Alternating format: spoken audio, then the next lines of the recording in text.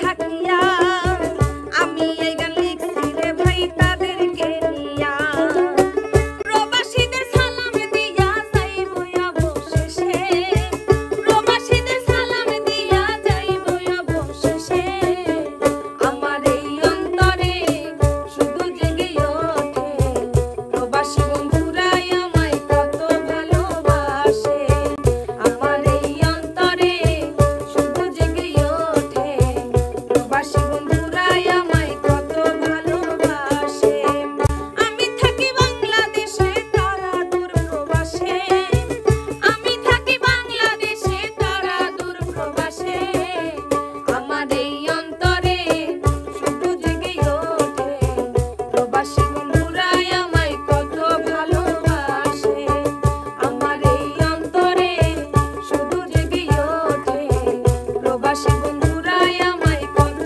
ভালোবাসে আমার এই অন্তরে শুধু জেগে ওঠে প্রবাসী বন্ধুরাই আমায় কত ভালোবাসে। বাবু ভাই রনি ভাই কি বুঝলেন?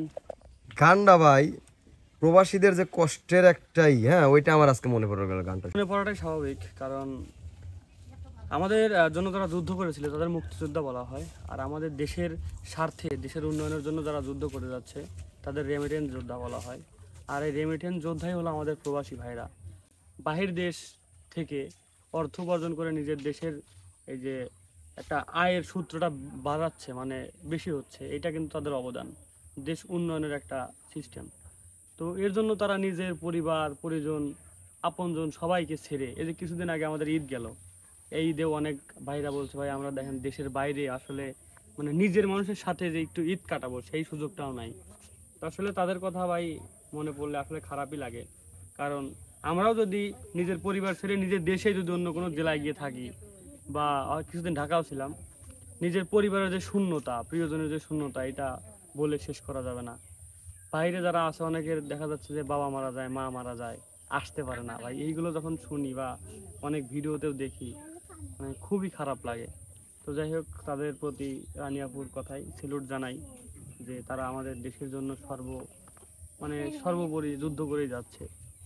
তো তো এই জন্যই রানিয়াপুর আজকের এই গানটি, এইটাই আমরা বসে একটু মানে প্র্যাকটিস করতেছিলাম, এর মধ্যে আপনি চলে আসলেন। তো যাই হোক, দর্শক বন্ধুদের জন্য বলি, আসলে সবাই আমাদের ভালোবাসার মানুষ। তবে যারা বাইরে থেকে, দেশের বাইরে থেকে আমাদের যে সাপোর্ট করেন, ভালোবাসেন, এইটা আপনাদের প্রতি কৃতজ্ঞতা স্বীকার করি। তো সর্বোপরি একটাই বিষয়, দেশের বাইরে আছেন সবাই ভালো থাকেন, নিজেদের প্রতি খেয়াল রাখেন, আর সুস্থভাবে নিজের দেশে ফিরে আসেন, এটাই হচ্ছে কামনা। তো সর্বোপরি আবারও সবার কাছ থেকে বিদায় নিচ্ছি, সবাই ভালো থাকবেন, সুস্থ থাকবেন, আল্লাহ হাফেজ।